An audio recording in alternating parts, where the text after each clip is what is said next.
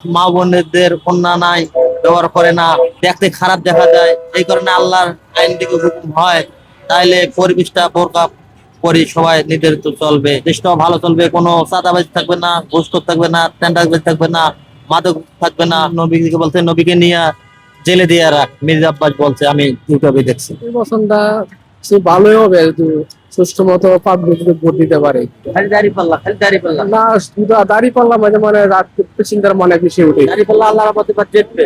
দাড়ি পাল্লা আমরা এই দাড়ি পাল্লায় ভোট দিয়ে আল্লাহর আইন কোরআনের আওতায় সংসদ সদস্য চলবে।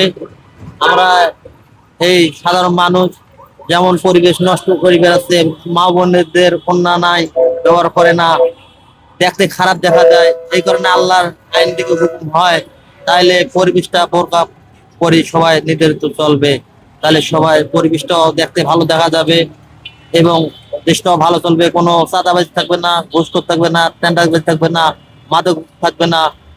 এরকম আমরা সুন্দর একটা দেশ চাই, ইসলাম দেশ যেন বাংলাদেশ থাকতে পারে।